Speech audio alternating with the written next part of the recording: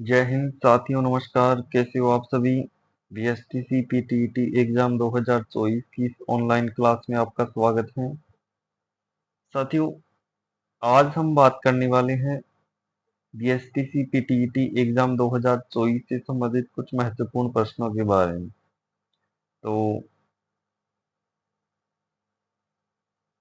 आज की इस क्लास में मैं आपके लिए लेकर आया हूँ 15 महत्वपूर्ण प्रश्न, और लास्ट में आपको बताना है आपके कितने सही हो रहे हैं। ओके, तो चलिए शुरू करते हैं बिना समय गवाए आज की इस क्लास को। तो पहला प्रश्न है हमारे पास, मालानी पर्वत राज्य के किन जिलों में विस्तृत है। सिरोही में, सिरोही जालौर के अंदर, जालौर बाड़मेर में, पाली बाड़मेरी में, या फिर पाली जालौर के अंदर। साथियों, बात करें मालानी पर्वत की, तो मालानी जो पर्वत है वह स्थित है जालौर बाड़मेर के अंदर। कहाँ पर स्थित है? जालौर बाड़मेर के अंदर स्थित है। तो हमारा जो है बी ऑप्शन राइट हो जाएगा। बी ऑप्शन क्या हो जाएगा? हमारा राइट हो जाएगा। ओके। और अरावली की पहाड़ियों को बाड़मेर के अंदर क्या कहा जाता है? मालानी भी कहा जाता है। और मालानी पर्वत भी कहाँ पर स्थित है? जालौर बाड़मेर के अंदर फैला हुआ है। ओके, तो चलिए चलते हैं नेक्स्ट प्रश्न की ओर। अगला प्रश्न है हमारे पास, कौन सी नदी जो कर्क रेखा को दो बार काटती है? यानी कौन सी नदी, यानी राजस्थान की ऐसी कौन सी नदी है जो कर्क रेखा को दो बार काटती है?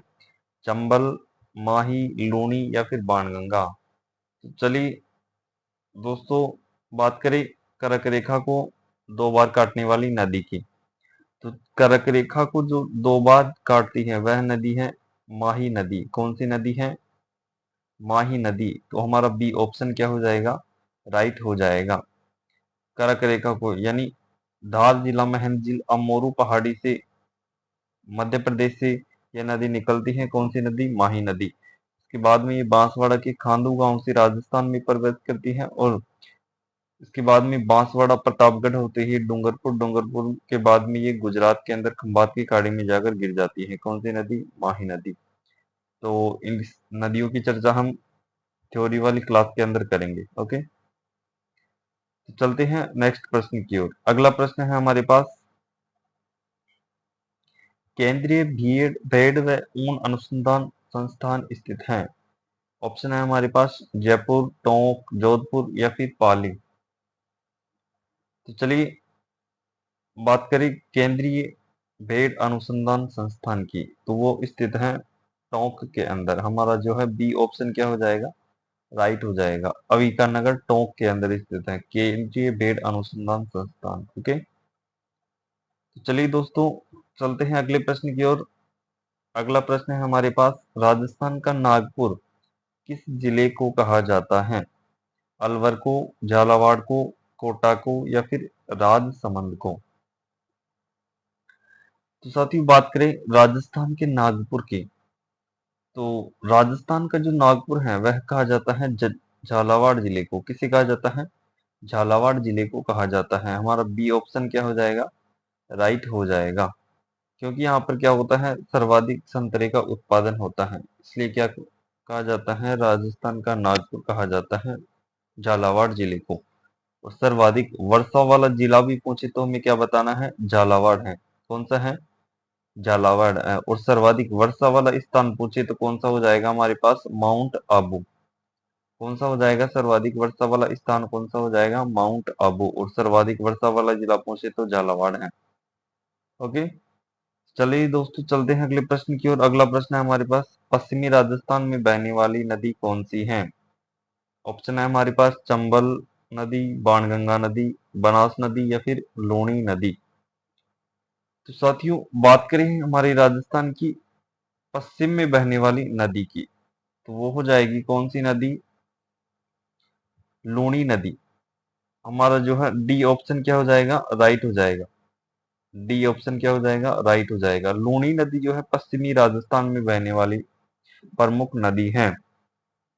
और इस लूणी नदी को क्या कहा जाता है? मारवाड़ की गंगा भी कहा जाता है इस लूणी नदी को। इसे मीठी खारी के नाम से भी जाना जाता है। क्योंकि बालोतरा के बाद में इस नदी का पानी क्या हो जाता है, खारा हो जाता है। ओके, इसलिए क्या कहा जाता है, इसे मिट्टी खारी भी कहा जाता है। और चंबल नदी जो है यहाँ से जाती है मध्य प्रदेश यानी हाड़ौती क्षेत्र के अंदर बहती हुई जाती है। बाणगंगा जयपुर से निकलती है भरतपुर के अंदर, इसके बाद में यमुना में जाती है। और बनास की बात करें तो बनास राजसमंद से निकलकर कहाँ पर, राजस्थान के 7 जिलों में बहते हुए रामेश्वरम सवाई माधोपुर के अंदर चंबल नदी में मिल जाती है। ओके, तो हमारा पांचवें प्रश्न का राइट आंसर क्या हो जाएगा, ऑप्शन नंबर डी राइट हो जाएगा। लूणी नदी जो है पश्चिमी राजस्थान की प्रमुख नदी है। ओके, चलिए चलते हैं नेक्स्ट प्रश्न की ओर। अगला प्रश्न है हमारे पास, उदयपुर कब बसाया गया, 1518 में, 1459 में, 1472 में, या फिर 1559 ईस्वी के अंदर। साथियों, बात करें उदयपुर शहर की, तो उदयपुर शहर को जो है बसाया गया था 1559 ईस्वी के अंदर। कब बसाया गया था, 1559 ईस्वी के अंदर बसाया गया था। और किसके द्वारा बसाया गया था, उदय सिंह के द्वारा बसाया गया था, महाराजा उदय सिंह। कहाँ के शासक थे, मेवाड़ के शासक थे। और महाराणा प्रताप जो थे, इनके महाराणा प्रताप के पिता थे, कौन थे, उदय सिंह। और उनके द्वारा ही उदयपुर शहर को बसाया गया था। ओके, तो हमारा जो है डी ऑप्शन क्या हो जाएगा, राइट हो जाएगा, ऑप्शन नंबर 4। अगला प्रश्न है हमारे पास, कौन सा बांध भीलवाड़ा में नहीं है, अडवान, खारी, नारायण सागर, या फिर मेजा बांध। साथियों, मैं इस बी ऑप्शन को काट कर यहाँ पर लिख देता हूं, मैं जवाई बांध। कौन सा लिख देता हूं, जवाई बांध। और एक पांचवे ऑप्शन में लिख देता हूं, क्या लिख दूं इसके अंदर,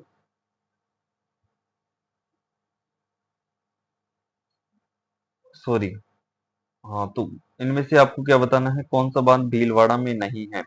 साथियों, अडवान बांध तो कहाँ पर है, भीलवाड़ा के अंदर ही स्थित है। कहाँ पर स्थित है, भीलवाड़ा के अंदर ही स्थित है। इसके बाद में आता है नारायण सागर बांध और मेजा बांध। जवाई बांध जो है पाली के अंदर बना हुआ है। कहाँ पर बना हुआ है, पाली के अंदर बना हुआ है। मेजा बांध भी कहाँ पर है, भीलवाड़ा के अंदर स्थित है। और इसके बाद में आता है नारायण सागर बांध। तो नारायण सागर जो बांध है वह बना हुआ है अजमेर जिले के अंदर। कहाँ पर बना हुआ है, अजमेर जिले के अंदर बना हुआ है। तो हमारा जो है ऑप्शन नंबर बी और सी जो है रॉन्ग हो जाएगा। यानी भीलवाड़ा के अंदर एक तो जवाई बांध नहीं बना हुआ है और एक नारायण सागर बांध नहीं बना हुआ है। ओके, ऑप्शन नंबर जो है बी और सी क्या हो जाएंगे, रॉन्ग हो जाएंगे। ओके, तो एक तो हो जाएगा बी और सी, ये दो ऑप्शन क्या हो जाएंगे, रॉन्ग हो जाएंगे। ओके, चलते हैं नेक्स्ट प्रश्न की ओर। अगला प्रश्न है हमारे पास, चित्तौड़गढ़ बना हुआ है। अब ये देखिए साथियों, यहाँ पर हमें नदियां दे रखा है, नदियों के बारे में पूछ रखा है। यानी चित्तौड़गढ़ जो दुर्ग है वह किन नदियों के संगम पर बना हुआ है। हमारे पास ऑप्शन में दिया गया है, गंभीरी व बेडच नदियों के संगम पर, गंभीरी व खाड़ी खारी नदियों के संगम पर, गंभीरी व कोठारी नदियों के संगम पर, या फिर बनास व बेडच नदियों के संगम पर। तो साथियों, बात करें चित्तौड़गढ़ की, चित्तौड़गढ़ जो दुर्ग बना हुआ है वह गंभीरी व बेडच नदियों के संगम पर बना हुआ है। हमारा ए ऑप्शन क्या हो जाएगा, राइट हो जाएगा। हमारा चित्तौड़गढ़ दुर्ग किन नदियों के संगम पर बना हुआ है, गंभीरी व बेडच नदियों के संगम पर बना हुआ है। साथियों, अगर आपको क्लास अच्छी लगे तो वीडियो को ज्यादा से ज्यादा लाइक करें और शेयर भी जरूर करें। ओके, इसके बाद में चलते हैं नेक्स्ट प्रश्न की ओर। अगला प्रश्न है हमारे पास, अरावली पर्वतमाला की कुल लंबाई है 685 किलोमीटर, 692 किलोमीटर, 675 किलोमीटर, या फिर 892 किलोमीटर। तो साथियों, बात करें अरावली पर्वतमाला की, अरावली पर्वतमाला की कुल लंबाई की बात करें तो इसकी कुल लंबाई है 692 किलोमीटर। कितनी है, 692 किलोमीटर। ऑप्शन नंबर 2 क्या हो जाएगा हमारा, राइट हो जाएगा। कुल लंबाई की बात करें तो कितनी है, 692 किलोमीटर अरावली पर्वतमाला की। और अगर राजस्थान में बात करें तो राजस्थान में जो है 550 किलोमीटर अरावली की कुल लंबाई है। कितनी है, अरावली की कुल लंबाई राजस्थान में कितनी है, 550 किलोमीटर। ओके, और ये जो अरावली पर्वतमाला है खेड़ ब्रह्मा पालनपुर गुजरात से लेकर दिल्ली की रायसीना पहाड़ी तक फैली हुई है। ओके, तो हमारा जो है ऑप्शन नंबर बी क्या हो जाएगा, राइट हो जाएगा। चलते हैं नेक्स्ट प्रश्न की ओर। अगला प्रश्न है हमारे पास, भाखड़ा नांगल परियोजना राजस्थान का हिस्सा है, यानी भाखड़ा नांगल परियोजना में राजस्थान का कितना प्रतिशत हिस्सा है? 49%, 15.22%, 17.28% या फिर 35.49%। साथियों, बात करें भाखड़ा नांगल परियोजना की, तो भाखड़ा नांगल जो परियोजना है इसमें राजस्थान की हिस्सेदारी है 15.22%। कितनी है? 15.22%। हमारा बी ऑप्शन क्या हो जाएगा, राइट हो जाएगा। ओके, 10वें प्रश्न का राइट आंसर क्या होगा? ऑप्शन नंबर बी जो है राइट हो जाएगा। चलते हैं नेक्स्ट प्रश्न की ओर। अगला प्रश्न है हमारे पास, पलाना की खानें प्रसिद्ध हैं लिग्नाइट कोयले के लिए, अभ्रक के लिए, तांबे के लिए या फिर जिप्सम के लिए? तो बात करें पलाना की खानों की, तो पलाना की जो खानी है वह स्थित है बीकानेर के अंदर। कहाँ पर स्थित है?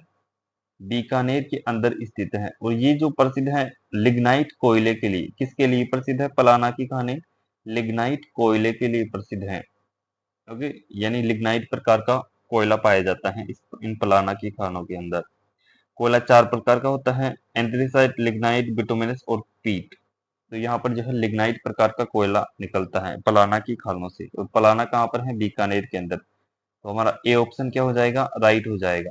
किसके लिए प्रसिद्ध है? लिग्नाइट कोयले के लिए प्रसिद्ध है।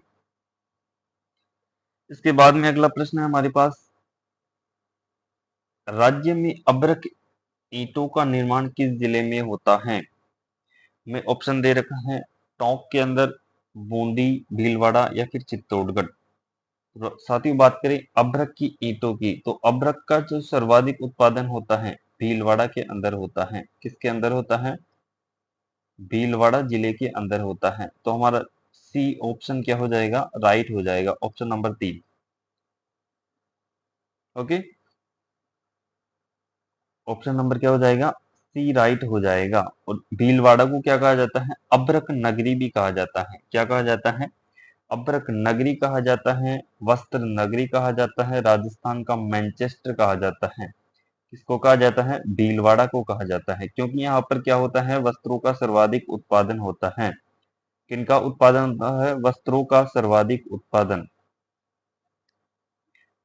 कहाँ पर होता है? भीलवाड़ा के अंदर होता है। इसलिए क्या कहा जाता है? भीलवाड़ा को राजस्थान का मैनचेस्टर भी कहा जाता है। तो हमारा जो है सी ऑप्शन राइट हो जाएगा। ओके, अगर आपको क्लास अच्छी लग रही है तो ज्यादा से ज्यादा लोगों के पास शेयर करें सब। ओके, चलते हैं अगले प्रश्न की ओर। अगला प्रश्न है हमारे पास, राजस्थान में प्रथम रेल सेवा कब शुरू की गई थी? 1875 में, 1876 में, 1874 में या फिर 1873 के अंदर? तो राजस्थान में जो प्रथम रेल चलाई गई थी वह चलाई गई थी 1874 ईस्वी के अंदर। कब चलाई गई थी? 1874 ईस्वी में चलाई गई थी। हमारा सी ऑप्शन क्या हो जाएगा, राइट हो जाएगा। और भारत में बात करें तो भारत में सर्वप्रथम रेल चलाई गई थी 1853 ईस्वी के अंदर, मुंबई से थाने के बीच में। ओके, और राजस्थान में चलाई गई थी 1874 में बांदीकुई दौसा से आगरा फोर्ट के मध्य। कहाँ से? बांदीकुई दौसा से आगरा फोर्ट के मध्य चलाई गई थी राजस्थान में प्रथम रेल। तो हमारा जो है सी ऑप्शन क्या हो जाएगा, राइट हो जाएगा, ऑप्शन नंबर सी। इसके बाद में हमारे पास अगला प्रश्न है, डीग के जलमहल का निर्माण किसने करवाया था? साथियों, डीग के जल महलों का निर्माण किसने करवाया था? अगला प्रश्न है हमारे पास। इसमें ऑप्शन हमें क्या दे रखा है? महाराजा बदन सिंह ने, महाराजा सूरजमल ने, महाराजा मान सिंह ने या फिर महाराजा जवाहर सिंह ने? तो साथियों, बात करें डीग के जल महलों का की, तो डीग के जल महल कहाँ पर स्थित है? भरतपुर के अंदर। सॉरी, अब तो वर्तमान में डीग अलग से जिला बना दिया गया है। तो अब डीग के जल महल कहाँ पर स्थित है? डीग के अंदर ही स्थित है। ओके, पहले भरतपुर के अंदर स्थित थे डीग के जल महल। तो इनकी बात करें तो इनका निर्माण करवाया था महाराजा सूरजमल ने। किसने करवाया था? महाराजा सूरजमल ने इनका निर्माण करवाया था।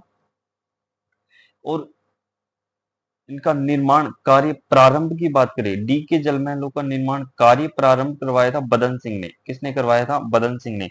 बदन सिंह कौन थे? महाराजा सूरजमल के पिता थे। कौन थे? महाराजा सूरजमल के पिता थे। और पूर्ण की बात करें तो महाराजा सूरजमल ने इन महलों को निर्माण पूर्ण करवाया था।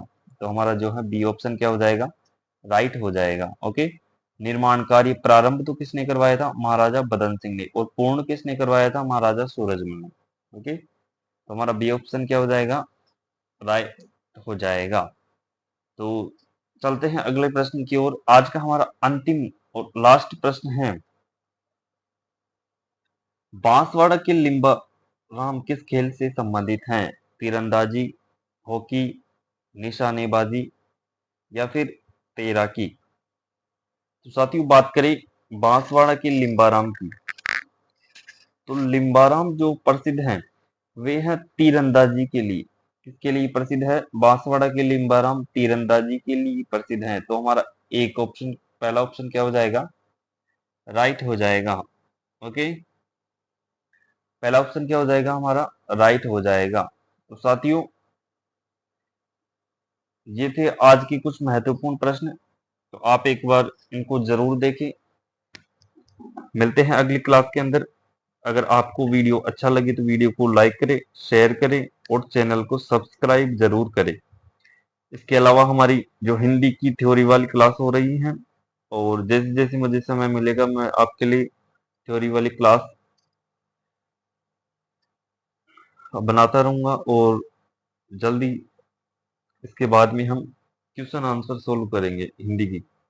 ओके, तो आज के लिए इतना ही, मिलते हैं अगले वीडियो के अंदर। वीडियो लाइक करें, शेयर करें और चैनल को सब्सक्राइब करें। धन्यवाद।